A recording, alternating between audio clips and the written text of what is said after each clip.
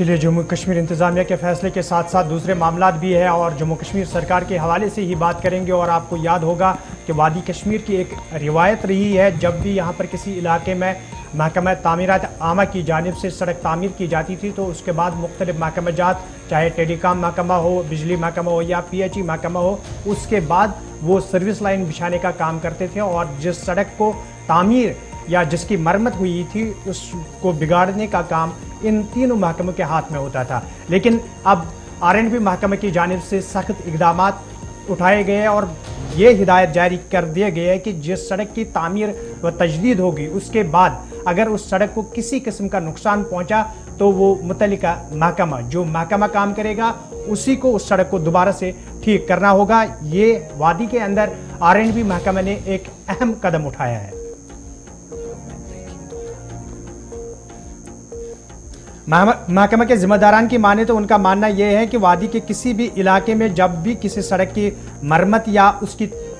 तामीर की जाती थी तो उसके बाद महकमा टेलीकॉम, महकमा PHE या महकमा बिजली की जानिब से अपनी सर्विस लाइन या दूसरे उनके मामला जो होते हैं, सड़क खोदकर सड़क को नुकसान पहुंचाया जा रहा था और लोगों को दिक्कतों का सामना करना पड़ रहा था। अब महकमा की क्या तस्वीर है और किस तरीके से महकमा ने मन बना लिया, हमारे साथ R&B chief engineer Kashmir Mohammad Rafiq इस वक्त फोन लाइन पे मौजूद है। रफीक साहब, प्रोग्राम में आपका खैर मकदम है। जिस तरीके से ये खबर सामने आई है कि महकमा R&B की जानिब से अब सख्त इकदाम उठाए गए, क्योंकि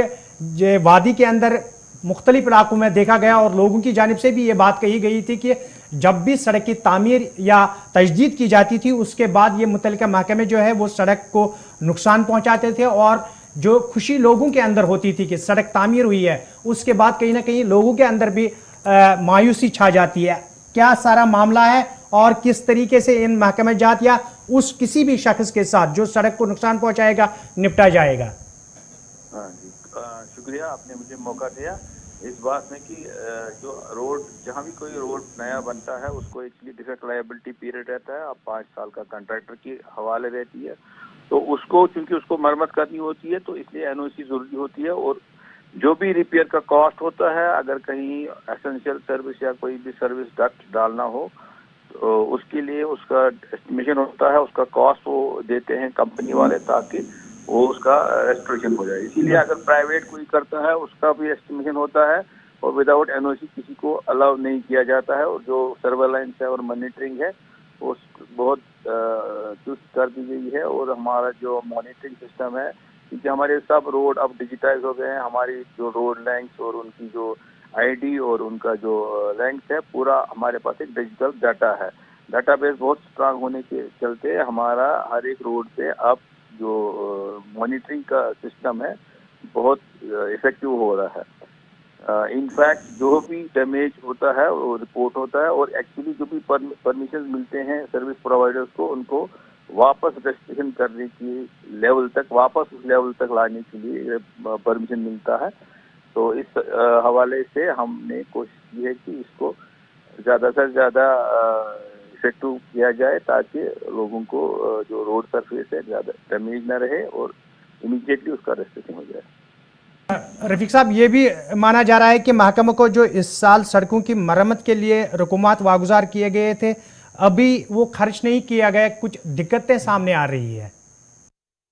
हमारे जो रिपेयर के हमारे तीन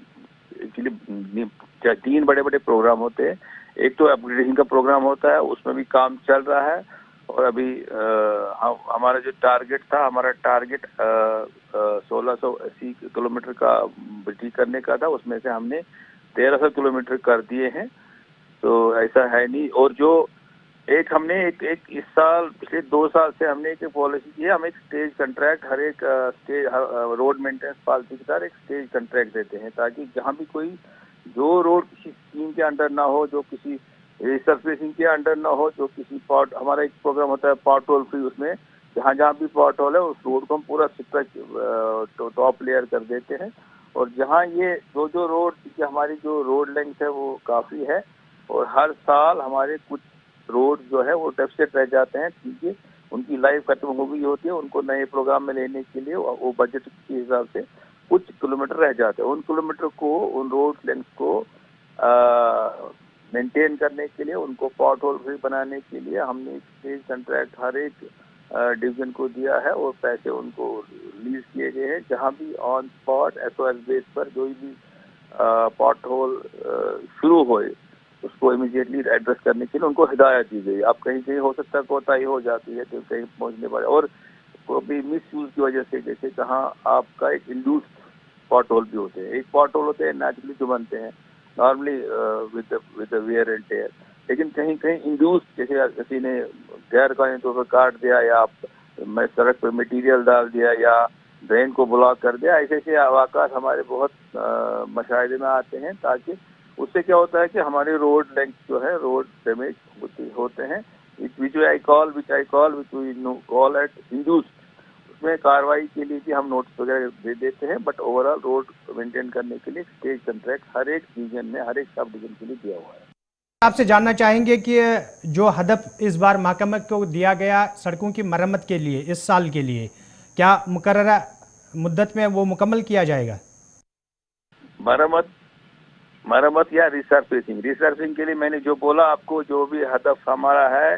1680 किलोमीटर के आसपास, उसमें से हमने 1300 किलोमीटर अचीव कर लिए हैं। बाकी जो रिपेयर में कोई हदफ नहीं होता है। रिपेयर, एनुअल रिपेयर जब भी जरूरत पड़ती है उसको उस टाइम अटेंड किया जाता है। उसमें वो एंटिसिपेशन नहीं होता कितना डैमेज हो जाए। अच्छा, चलिए, आपका बहुत बहुत शुक्रिया प्रोग्राम में शिरकत करने के लिए। ये थे chief engineer Kashmir R&B Mohammad Rafiq, जिन्होंने पूरी तरह से इस बात का खुलासा किया है कि किस तरीके से जो खबर सामने आ रही थी कि महकमे की जानिब से अब सख्त इक़दाम उठाए गए हैं कि सड़क की तामीर या मरम्मत के बाद सड़क को जो भी नुकसान पहुंचाएगा, चाहे वो कोई सरकारी महकमा हो, तो उसी महकमे को उस सड़क की मरम्मत दोबारा करनी होगी। बिल्कुल, ये फैसला इसलिए भी अहम है क्योंकि मुतअद्दिद बार हमने देखा किसी इलाके के अंदर लोग ड्रेनेज को लेकर शिकायत करते हैं। काम R&B ने अगर किया होता है तो बाद में जाकर किसी दूसरे डिपार्टमेंट पर भी इल्ज़ाम लगता है कि उसने खोद दिया, लेकिन जिम्मेदारी जिस डिपार्टमेंट ने सड़क बनाई थी उस पर डाल दी जाती है। तो अब क्लियर कर दिया गया है, कम से कम अवाम के सामने भी चीज़ रहेगी कि एकदम किसी ने अगर मैकडम उखाड़ा है, किसी ने ड्रेनेज निकालने के लिए कोशिश की है, यानी कोई दूसरा डिपार्टमेंट भी अगर काम करता है, कोई दूसरी एजेंसी, तो जिम्मेदारी उसकी होगी। दूसरी बात, जहां तक बात केबलिंग की है, तो आजकल चूंकि मुख्तलिफ हिस्सों के अंदर केबलिंग का एक नया प्रोजेक्ट या सिलसिला चला है जिसमें बिजली की जो केबल्स हैं वो अंडरग्राउंड बिछाई जा रही हैं, या मोबाइल नेटवर्किंग का सिलसिला और कनेक्टिविटी बेहतर करने की कोशिश के बीच भी सड़कों को खोद दिया जाता है। फिर कहीं पर अगर पाइप डालनी हो, कहीं पर अगर निकासी आब का सिलसिला बेहतर करना हो, तो सड़क को उखाड़ दिया जाता है। एक डिपार्टमेंट अपना काम कर देता है, लेकिन ऊपर वाला हिस्सा जिसको वापस कवर करना होता है, सड़क पर उसी वजह से कवर ना करने की सूरत में गड्ढे बनते हैं, परेशानी का सबब बनता है, ना फिर ड्रेनेज बनती है, ना सड़क बेहतर रही। लेकिन अब कम से कम ये जिम्मेदारी तय कर दी गई है कि सड़कों की मुरम्मत के लिए 25 करोड़ रुपए तो मुख्तस हैं ही, वो डिपार्टमेंट ने अपनी जिम्मेदारी निभानी है। लेकिन जो भी सड़क को काटेगा, तोड़ेगा, खत्म करेगा, मैकडम को जरा सा नुकसान पहुंचाएगा, वही महकमा और वही अफसर, वही ठेकेदार जो काम उस इलाके के अंदर करा रहा होगा, वो अपने खर्चे से जैसे भी करे उस सड़क को वापस